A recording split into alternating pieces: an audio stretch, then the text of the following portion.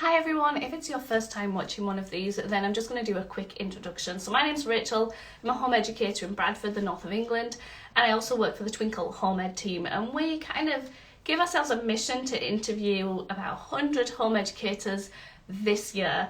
And the way we managed to do it, because we know you're a busy lot, is we try and keep it to 10 minutes.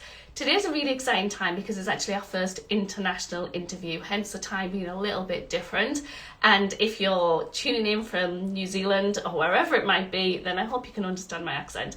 But we're about to interview Lucy AitkenRead. You probably have heard of her from her blogs and her videos all about unschooling and kind of seen the passion that she has for helping other people. So in a moment I'm going to invite her on, and it's only 10 minutes, so we're going to get straight to the big questions as soon as we can. So hang around, it might be a little bit of silence while I'm trying to figure out the technicalities, but I'm really excited about this conversation.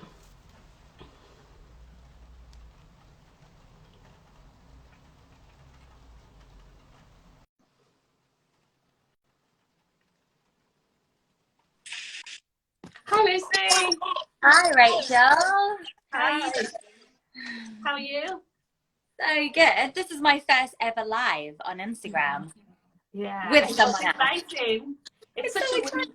yeah, it's really good fun. I panicked the very first time. I've only been doing it a few months now, and now it's like having like a cup of coffee with someone in the middle of the day. It's really nice.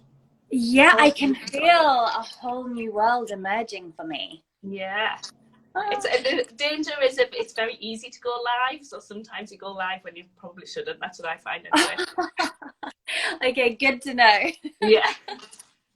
So I'm going to ask you to give a quick introduction, and then I have a timer, my trusty timer, and I'll be timing 10 minutes. If we go over it, it's okay, but otherwise we probably would just keep talking and talking.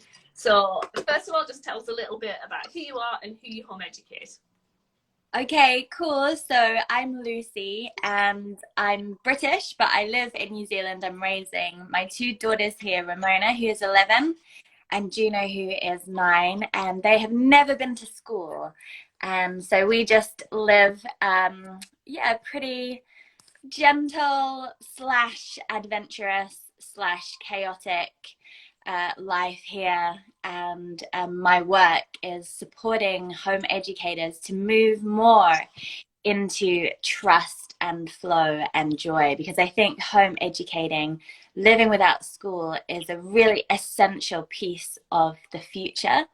And I just want to resource parents to be able to really lean into it and make it really sustainable.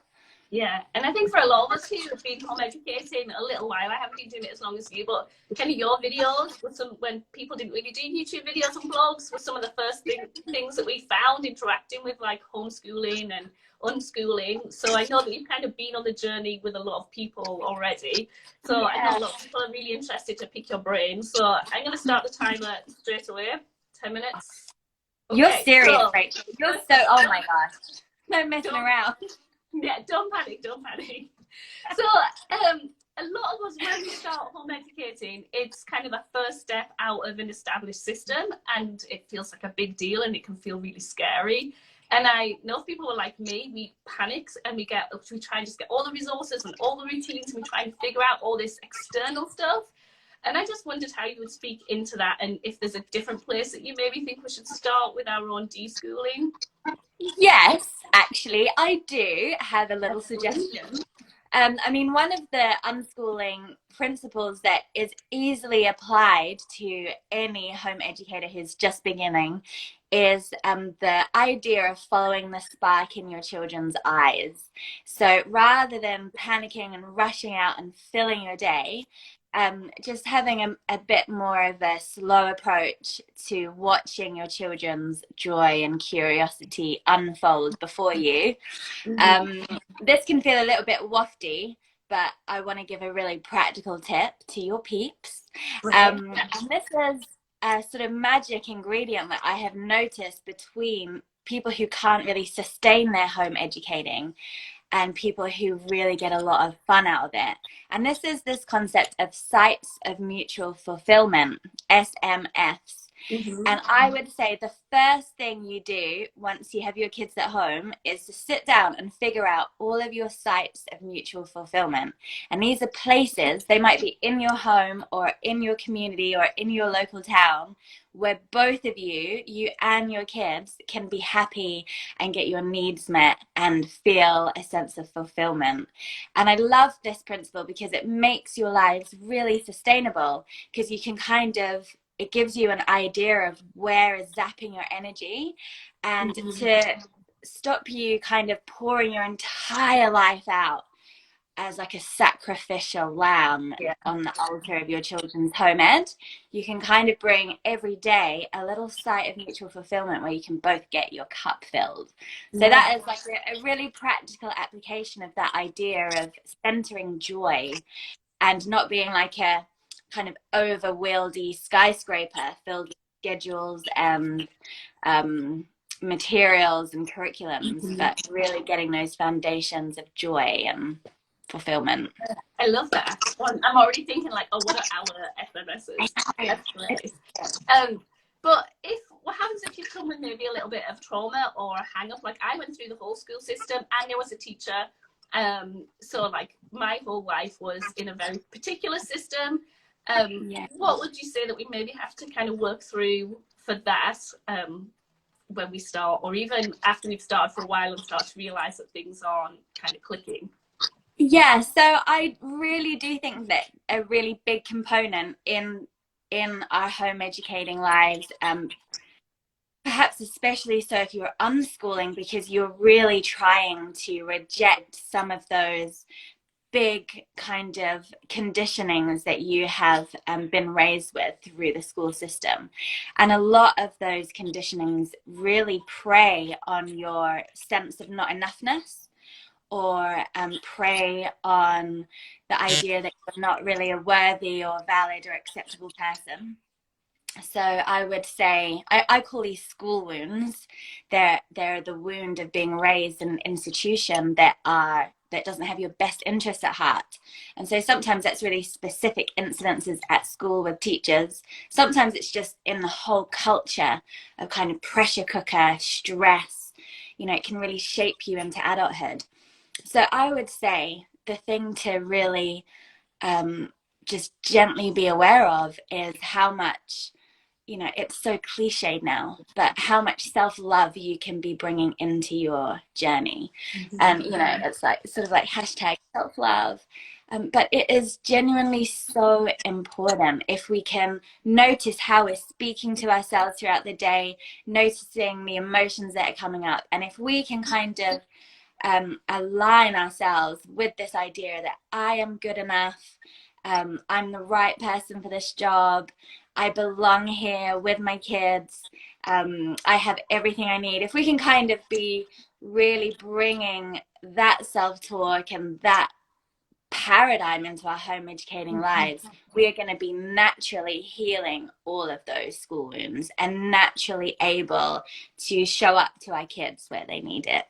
Yeah, I think that lie of not being enough is just like so pervasive, especially for women, I think.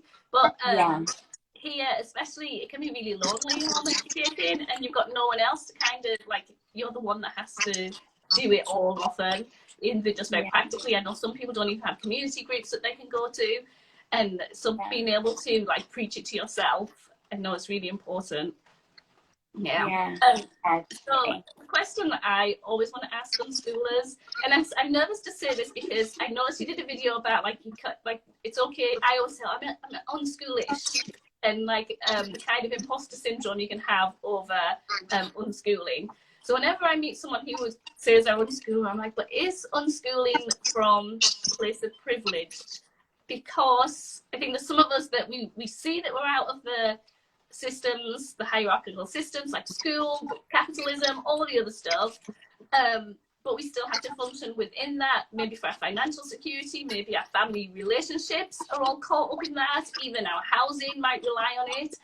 Do you think that kind of healing those school wounds or really leaning into being enough, do you think that is a privilege? And if it is, how can we make it more inclusive? Yeah, I mean, that's an amazing question, Rachel. And I think it is such a complex thing.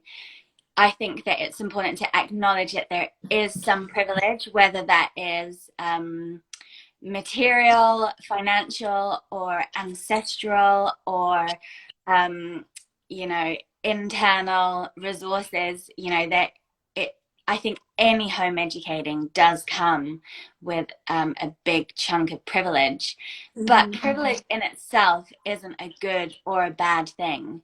You know, you're not a criminal if you're a privileged person, but it is an invitation to use our privilege and our position of power well, I would say, and in a way that can create a more beautiful future for upcoming generations. And that is what I think people living without school and trying to reject conditionings of capitalism are trying to do. So I think acknowledging, yep, there is some privilege involved, but recognizing that it's a very radical decision, and actually unschoolers are in a way putting themselves in a place of marginalization in order to challenge the powerarchies of the day. So I think it is actually very complex. And just to add in, there are very much, particularly here in New Zealand, hundreds and hundreds of unschoolers who are not materially privileged, but have just put everything on the line in order to do this. So I think it's important not to erase those stories, you know, who wouldn't be traditionally privileged, who are here, and we can unsee them and unsee that if we try and reduce such a complex thing to a small thing. And I just want to say, unschoolers aren't magical people who are more able to do healing. You know, I tend to think that if something has like gone zhoosh into your heart and you're like, I have to do this thing, I think that you can then just be powered into everything you need to do. And I think if anybody has ever been on a attachment parenting journey or a respectful parenting journey, you understand a little bit of that. Like, it's hard. It's really hard. You're getting triggered. But also every year you can look back and be like, oh, wow, I'm doing really quite well, actually. And I'm not doing all of the generational change that is needed to happen, but I am doing a lot better than the 80s parenting that I was raised in. And I am breaking a huge amount of cycles. And I'm not here to do it all. I just have to show up every day, loving myself, loving my kids, and keeping on coming back to the essential part why I'm doing this, and trusting that you're going to be resourced to do it because it went just to your heart. Does that make sense? It's so true. And like, I think back to it's only been like 4 or 5 years, I think, that I've been homeschooling. And I think back to the things that I would panic about, or even just like my mindset just flipped upside down when I started stepping outside of different kind of systems and thinking, actually, you don't have to follow all of these. And then when I hear my kids say things that I just know I never said growing up, about who you can love, about kind of how you can like care for people, or the way they respond to like conflict, and like it's like in the hope of seeing yourself as a step in that process rather than like the answer to everything. I think it's really exciting. Yeah, and that's a really powerful way to reject the not enoughness thing, is to have that self-talk and those affirmations about how I'm not here to do the whole thing. I'm just here to do a small piece of it that is on my doorstep and in my home right now, you know? Yeah, that's brilliant. Thank you so much. The timer has actually gone. But before we go, I just thought, could you mention a little bit about your course? Because I know that it's there's a new kind of round starting up this weekend. Because I know that a lot of people will be listening and be thinking like, well, what next? Or maybe it's just started to kind of fire some things up in their brain. Could you just tell us about your course and what? Totally. Yeah, so for the last few years, I've been running a 5-week unschooling course, which I know sounds, you know, a little bit ironic. But it's basically a beautiful kind of journey to take people into some of the principles of unschooling, some of the practicalities of it. It's designed to help give people the confidence they need to consider a totally different form of home education or a life in general. So it's pretty practical, but the main bit that I get excited about is that we begin uprooting some of those myths and illusions and beliefs that we have been raised with, that even if you're just doing traditional home ed, can really derail your ability to be present and in flow and in trust with your children. So it's kind of a lot of sifting around in our belief systems and replacing beliefs with things that are going to really serve us and our children. So it's 5 weeks. It kicks off at the beginning of next week. It's a global community. I'd say probably half of the participants are based in the UK. And I guess a lot of people here will be new to me. I mean, maybe people have come across me, I don't know, but I did want to offer a discount for people, so you can check out the link and type in Twinkl in the coupon box, and people will get 15% off.